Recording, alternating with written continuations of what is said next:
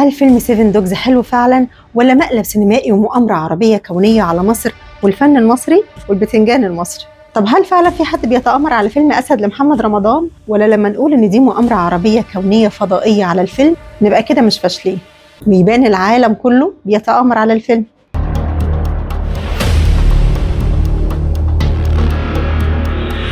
قولا واحدا، فيلم الكلاب السبعة واحد من أفضل الأفلام العربية اللي ممكن تكون شفتها على مدار سنين طويلة فاتت، ونقلة نوعية في تاريخ السينما العربية باتنين ممثلين هم أتقل اتنين ممثلين في الوطن العربي كله.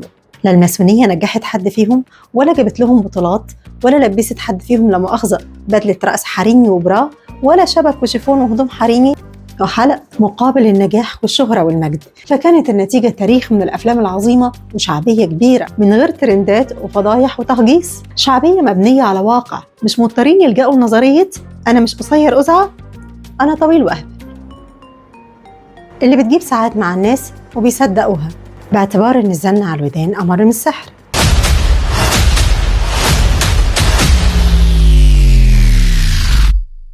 وفي حين يؤكد البعض وهو يحاول أن يتواضع تواضع العظماء إن فيلم سيفن دوجز فيلم أي كلام ووحش وحاشة ما توحشهاش فيلم قبل كده، من غير ما تبقى عارف طب إيه هي الأفلام المصرية اللي شافها وعجبته. طب ادينا فيلم مصري واحد عجبك.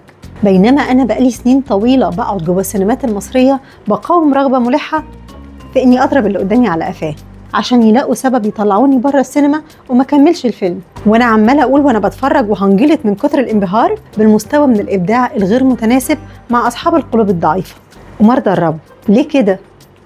طب ازاي كده؟ حرام كده. طب هو في كده؟ طب هو الجمهور ده ملوش اهل يسالوا عليه؟ طب المخرج كان عيان وما جاش؟ طب المؤلف كان في غيبوبه وهو بيكتب الفيلم ده؟ طب كان مبال بحاجه؟ طب لما هو دمه تقيل بيكتب فيلم كوميدي ليه؟ طب لما هو ما عندوش عمق بيكتب فيلم تراجيدي ليه؟ طب لما هو هندي بيكتب فيلم اكشن ليه؟ طب الورق ده عجب حد قبل ما ينفذه؟ طب الاسماء الكبيره دي ازاي ردت على نفسها فيلم بالمستوى ده؟ طب لما هو عنده الشعبيه دي بيكروتنا ليه؟ طب المنتج كان في كامل وعيه وهو بيحط فلوسه في فيلم زي ده؟ طب هل فلوسه حرام ولا ده غسيل اموال ولا ده ايه؟ طب حد شاف الابداع معدي من هنا؟ ما حد يفهمنا يا جدعان. ولولا وجود كل الاصرار ده عند اسماء بعينها تتعدى على صوابع الايد الواحده من النجوم والمخرجين والمبدعين انهم يعملوا صناعه عظيمه، ما كنتش عتبت باب السينما تاني.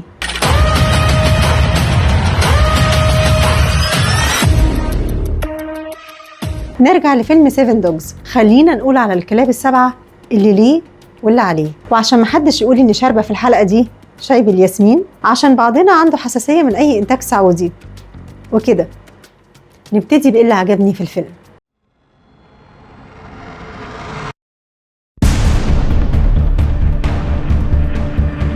فيلم سيفن دوجز اللي اتعرض في السينمات يوم 27 مايو اللي فات، يعني من حوالي اسبوعين كده، الفيلم مبهر فعلا. بعد يومين بس من عرضه كان جايب 4 مليون دولار، بعد 4 ايام من عرضه كان جايب 8 مليون دولار، بعد اسبوع واحد من عرضه في مصر كان محقق حوالي 2.5 مليون دولار، يعني حوالي 136 مليون جنيه.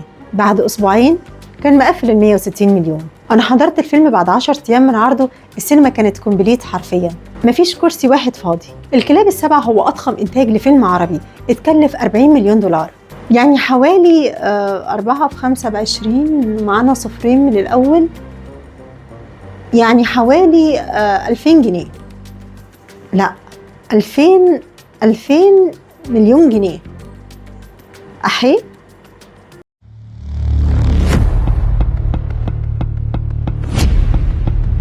أحمد عز الله يبارك له طالع بدور ضابط في الانتربول اسمه خالد العزازي، بيلاقي نفسه مضطر يتعاون مع رجل العصابات غالي أبو داود اللي بيقوم بدوره كريم عبد العزيز الله يبارك له برضه، عشان يلاقي الكلاب السبعة اللي هم السيفن دوجز، اللي هم أعضاء عصابة دولية، ويعرفوا أنهي كلب فيهم بتاع الشرق الأوسط، عشان كلب الشرق الأوسط ابن الحرام ده ناوي يهرب شحنة مخدرات عملاقة للشرق الأوسط، مع إن السوق العربي متغرق ومش محتاجين شحنات جديدة. أما الست مونيكا بيلوتشي الله يبارك لها فطلع بدور أحد الكلاب السبعة وفشر اللي يقول عليها كلبة، وأول ما تشوفها مع كريم وعز في كادر واحد بتشعر على طول بالحقد الدفين، وبيتنقلك على طول شعور عز وكريم لو كان الفيلم ده اتعمل من 10 15 20 سنة كده.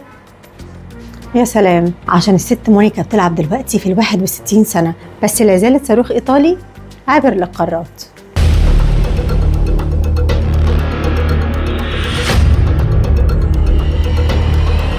الفيلم شارك فيه نجوم عالميين زي الممثل الهندي سلمان خان، ودي صورته وهو في الإعدادية، والممثل الهندي سانجاي دوت، في مواجهة الممثل الأمريكي الألماني مارتن لورنس والممثل الأمريكي الدنماركي جيان كارلو إسبوسيتو، هو اسمه كده، في مواجهة الممثل الصيني البروسلي جدا في نفسه ماكس وانغ، في مواجهة الأستاذ سيد رجب من مصر والأستاذ ناصر القصبي من السعودية.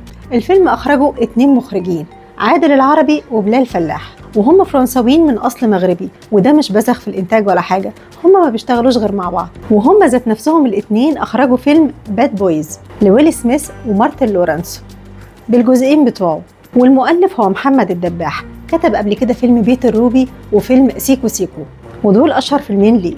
أما مدير التصوير فهو بلجيكي، يبقى اقرا اسمه من على الشاشة وقولي بيتنطق ازاي. نبتدي بالحاجات الحلوة في الفيلم. فكرة ان يبقى عندنا فيلم فيه كل النجوم دي ابطاله رئيسيين 2 ممثلين مصريين، ده شيء يدعو للفخر، والحقيقة ان الاتنين كانوا قدها وقدود. احمد عز ممثل بمقاييس عالمية، ما يقلش اي حاجة عن نجوم هوليوود. اما كريم عبد العزيز فيستحق الاوسكار عن دوره في الفيلم ده. أما فكرة الترويج لأن الفيلم مؤامرة عربية كونية لوزعية مهلبية دولية على مصر، ليه حضرتك؟ ليه؟ عشان السعودية صرفت 40 مليون دولار عشان تعمل فيلم عالمي بطولة 2 ممثلين مصريين، تعمل بيه نقلة نوعية في فن صناعة السينما العربية على إيد ممثلين مصريين؟ فين المؤامرة هنا؟ ها؟ بصلي وانت بتكلمني.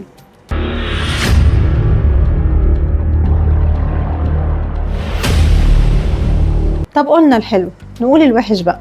باختصار الفيلم مكتوب وحش، ما اتكتبش بضمير، اتسلق في الكتابة رغم ضخامة الإنتاج، فبنت الشخصيات كلها سطحية ملهاش جذور، فما تعرفش مثلا ليه أحمد عز دونا عن كل الضباط هو اللي بيعمل عملية كبيرة زي كده؟ ابن مين في مصر يعني؟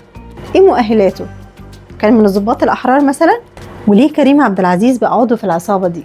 حتى مونيكا بيلوتشي المؤلف ما قدرش يستفيد من وجودها، وكأنه جايب اسم بس، اللي هو هات مونيكا خليها تقول أي حاجة وتظهر في أي كادر وتروح، فالورق مخدمش عليها، فبانت مجرد ست حلوة وخلاص، مفيش إبهار من وجودها ولا تاريخ لاتجاهها لعالم الجريمة رغم إن عندها كل حاجة. وكانت حركة عبيطة من الجميع إن نخليها تحاول تضرب نار مع الرجالة بتوعها بنفس طريقة الست ميرفت أمين وهي بتحارب جنب مستر إكس. هما الرجالة بتوعك أثروا معاكي في حاجة يا ست مونيكا؟ حتى الممثلين الهنود السيناريو معرفش يستفيد من وجودهم.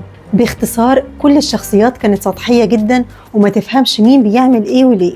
ده غير ان الفيلم كان محتاج مؤلف عنده روح كوميدية عالية جدا، يعرف يحول الفيلم لأكشن كوميدي وما يكونش الاعتماد كامل على كاريزما كريم وعز وخفة دمهم الشخصية واجتهادهم في فك الأكشن بإفيهات ما ظنش انها كانت مكتوبة على ورق. الموضوع كان عايز مؤلف كوميدي شديد الموهبة والاحتراف، يعرف يطلع الكوميديا من المواقف مش من الإفيهات، عشان ما تبقاش طول الوقت شايف مطاردات وحرايق وناس بتضرب في ناس. كمان الاستعراض الإنتاجي كان ساعات على حساب الحبكة الدرامية، زي مشهد الانفجارات الغير مبرر في الصحراء، عربية انفجرت فبقية العربيات حبت تجاملها فانفجرت معاها، المهم نعمل أكبر انفجار وخلاص، فالمنطق الدرامي انفجر هو كمان.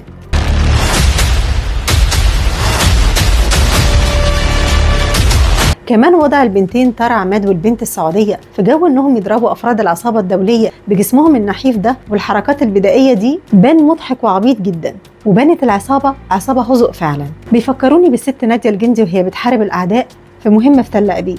يا راجل ده مخرج فيلم جيمس بوند نو تايم تو داي قدر يقنعك ان الموزة الصاروخ دي ضربت عصابة كاملة لوحدها وهي لابسة كعب عالي، يبقى ليه انت بقى تخلي المنطق الدرامي اللي انفجر في الصحراء ينفجر فينا جوه السينما؟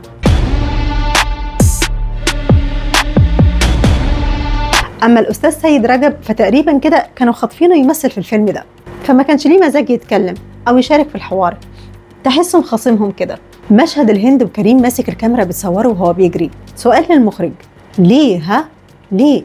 ليه؟ بصلي وأنا بكلمك ليه؟ وكان سيء قوي الإفراط في استخدام الكرتون، طالما أنت قادر تصنع واقع احترافي بالشكل ده كان لازمته إيه الكرتون ده كله؟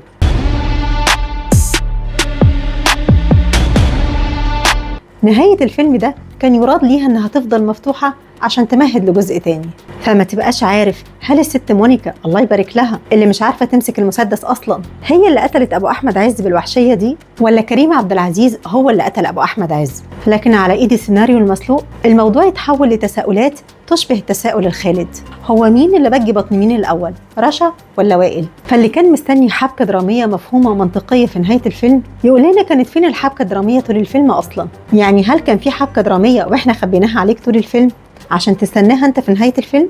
يبقى مستغرب ليه بقى؟ ها؟ وبعدين احنا لو عندنا حبكه مش هنستخسرها فيك بامانه يعني. ثم انت جاي تتفرج ولا جاي تقرفنا؟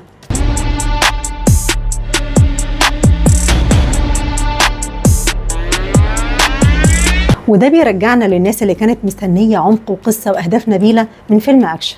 الحقيقه انه الهدف الوحيد اللي ممكن تطلع بيه من الفيلم ده ان الجريمه لا تفيد، على راي اخونا الليمبي. تمشي معاك دي؟ لا، وفي عبره تانية، لا للمخدرات. حلو كده؟ عايز تاني؟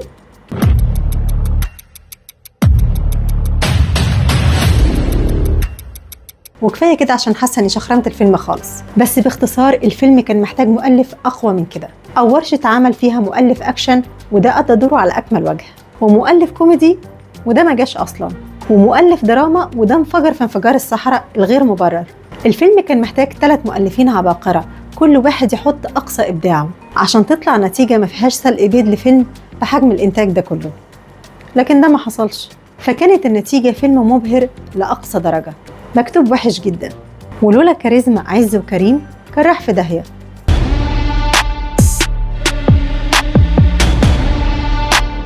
لكن هل ده معناه انه فيلم وحش؟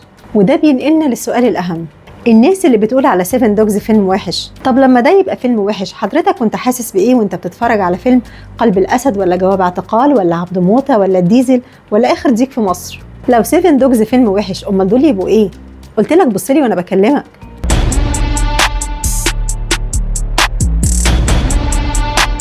طب كانت مرارتك اخبارها ايه وانت بتشوف افلام زي ريستارت ولا تاج ولا وش في وش ولا واحد تاني ولا بحبك ولا عمهم ولا الفلوس ولا اللعب مع العيال ولا ابو نسب ولا مرعي البريمو ولا الانس والنمس؟ طب مشاعرك كانت ايه قدام عشرات الافلام اللي بتتعمل كل سنه ومحدش عارف هي بتتعمل ليه اصلا، وبتخرج من السينما من غير ما حد يسمع بيها اصلا، وما تبقاش فاهم هم المنتجين لاقيين فلوسهم في الشارع ولا ده غسيل اموال ولا دي ميول انتحاريه ولا زهد في الحياه ولا ايه بالظبط؟ ولولا عندنا نجوم كبار زي عز وكريم والسقا وكرارة وغيرهم وقادرين يحافظوا على مجد السينما المصرية، ولولا أفلام زي بيت الروبي والفيل الأزرق والمشروع إكس والخلية والعارف وكيرة والجن وحرب كرموز والعنكبوت وشوية فلاتات فنية عظيمة كده، كان زمان الصناعة شطبت من زمان.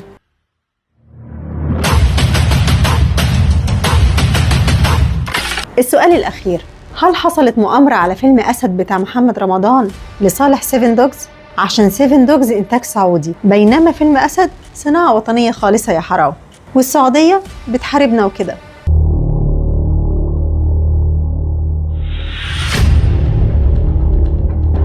مش عايزة أفاجئك بس السعودية شاركت ب 30% من إنتاج فيلم أسد، وأكيد مش هتحارب فيلم شاركت في إنتاجه لصالح فيلم أنتجته، ومحدش بيحارب محمد رمضان غير محمد رمضان. ده السعودية قبل عرض الفيلم أعلنت إنها هتنتج الفيلم الجاي بتاع محمد رمضان، يعني مش بتحارب ولا حاجة.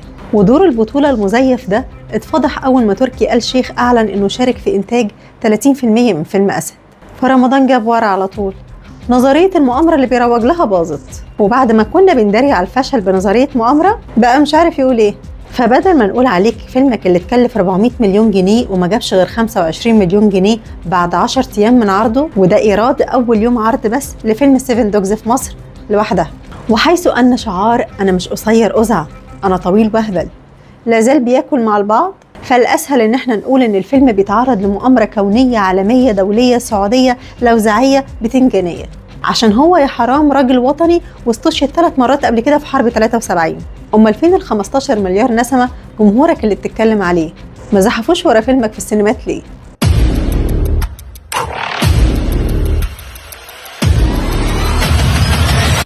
طب هل احنا بنتجنى على فيلم أسد؟ خلونا نتكلم بالورقة والقلم. فيلم 7 دوجز حقق 136 مليون جنيه بعد 9 أيام من عرضه في مصر لوحدها، بقوا 160 مليون بعد أسبوعين، في حين إن فيلم أسد حقق 26 مليون جنيه بعد 9 أيام من عرضه. وال26 مليون جنيه دول حققهم فيلم 7 دوجز في أول يوم في عرضه. يعني يوم واحد بس ل7 دوجز توازي 9 أيام من فيلم أسد. وإن إجمالي إيرادات فيلم أسد بعد شهر من عرضه حوالي 75 مليون جنيه، وما كملتش $1.5 مليون في الوطن العربي كله، في حين إن فيلم 7 دوجز بعد 9 أيام من عرضه حقق $12 مليون في الدول العربية، يعني 12 ضعف فيلم محمد رمضان. يعني محمد رمضان في اللحظة الحالية هو نمبر 12، يعني رقم 12 لو ما كنتش بتعرف عربي.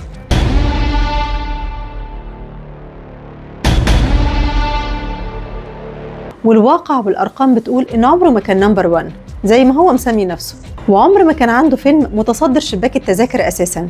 يا راجل ده فيلم اسمه الكلام على إيه لأحمد حاتم وسيد رجب، لناس عمرك ما تتخيل إنها ممكن تشيل فيلم أصلاً، وما تعرفش الفيلم معمول ليه أساساً. عدى فيلم أسد اللي بقى في مؤخرة الأفلام المعروضة حالياً، زي ما الجرايد نشره اهو، ومن غير أي مؤامرات ولا أي حاجة.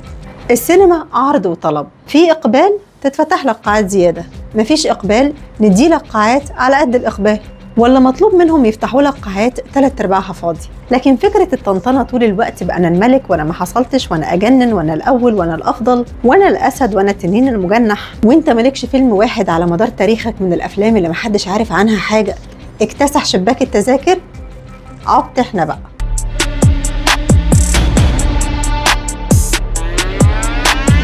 طب بلاش فيلم أسد عشان هوليود ذات نفسها بتحاربه، عشان جيمس بوند كان حاطط عينه على دور محمد رمضان.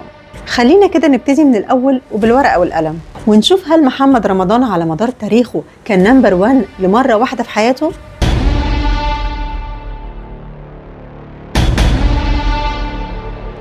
المفاجأة إنه مفيش فيلم واحد لمحمد رمضان في أي سنة من السنين كان مكتسح شباك التذاكر أو كان نمبر 1 أصلا، من أول فيلم واحد صعيدي سنة 2013 اللي جاب 16 مليون جنيه، واكتسحوا فيلم الفيل الأزرق لكريم عبد العزيز في نفس السنة ب30 مليون جنيه، يعني الضعف. وبعدين اكتسحوا للمرة الثانية فيلم الجزيرة الجزء الثاني للسقا في نفس السنة ب36 مليون جنيه، ده بالورقة والقلم.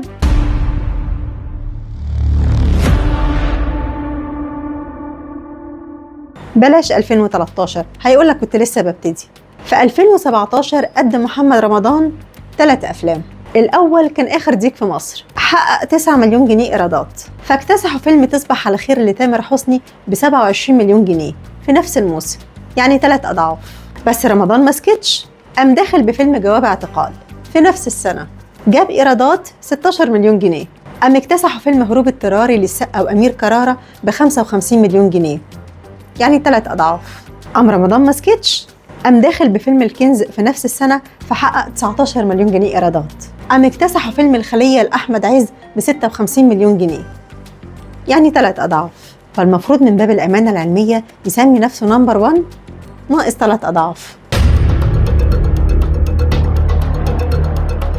بلاش 2017، وحشة 2017. في 2018 قدم محمد رمضان فيلم الديزل فحقق 23 مليون جنيه، فاكتسحوا في نفس الموسم فيلم البدلة لتامر حسني ب67 مليون جنيه، وفيلم حرب كرموز لأمير كرارة ب57 مليون جنيه. يعني فيلم الديزل كان رقم 5 في إيرادات 2018 وعمره ما كان نمبر 1 أصلا. بلاش 2018. في 2019 قدم رمضان فيلم الكنز الجزء الثاني فحقق 6 مليون جنيه. لا ده اكتسحته كل الأفلام ده، من أول فيلم خيال مآتة لأحمد حلمي اللي جاب 38 مليون جنيه، يعني 6 أضعاف، مرورا بفيلم الفلوس لتامر حسني اللي جاب 48 مليون جنيه، يعني 8 أضعاف، لفيلم نادي الرجال السري لكريم عبد العزيز اللي جاب 60 مليون جنيه، يعني 10 أضعاف، ولحد فيلم الممر العز اللي جاب 75 مليون جنيه، يعني 12 ضعف، وفيلم كازابلانكا لأمير كرارة اللي جاب 80 مليون جنيه، يعني 13 ضعف، ووصولا لفيلم أولاد رزق الجزء الثاني لأحمد عز اللي جاب 100 مليون جنيه، يعني 18 ضعف في نفس السنة في 2018. بس هو برضو عماد مأكد له إنه نمبر 1.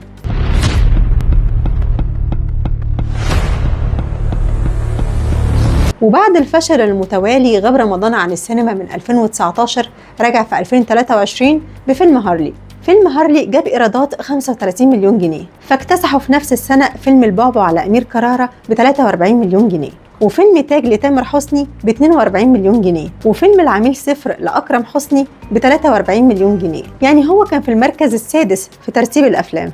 بس رمضان ما سكتش، قام نازل بفيلم عزيرو في نفس السنة في 2023 فحقق 13 مليون جنيه إيرادات، لحد ما جه كريم عبد العزيز في نفس السنة اللي اتعرض فيها فيلم هارلي وعمل أكبر فيلم من حيث الإيرادات في تاريخ السينما المصرية كلها، وهو فيلم بيت الروبي ب 130 مليون جنيه، يعني 10 أضعاف فيلم النمبر 1.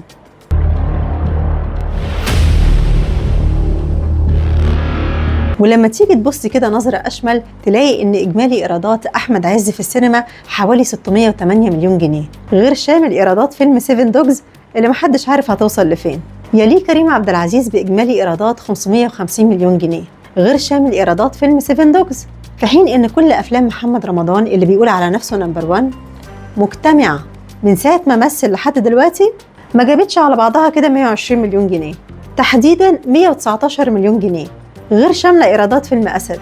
ال 119 مليون جنيه دول جابهم فيلم كيرة والجن لوحده بطولة عز وكريم، وجاب أكتر منهم فيلم بيت الروبي لكريم عبد العزيز ب 130 مليون جنيه. أما فيلم المشروع إكس فجاب لوحده كده 135 مليون جنيه، والاتنين على بعض كده جابهم فيلم أولاد رزق الجزء الثالث لعز ب 260 مليون جنيه. يعني بالورقة والقلم فيلم واحد لكريم عبد العزيز بكل تاريخ محمد رمضان، وفيلم واحد لأحمد عز بضعفين تاريخ محمد رمضان، ده من حيث الإيرادات بس، ما بالك بقى بالقيمة الفنية. دلوقتي طلع لنا ورقة بأن أفلامه محققة 200 مليار دولار وتوم كروز بيحقد عليه.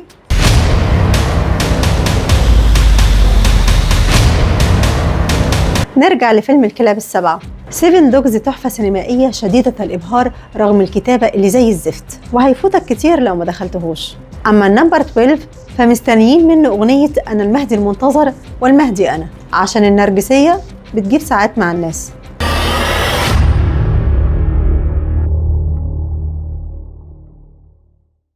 أنا إيمان الأشراف، أشوفكم في حكايات جديدة.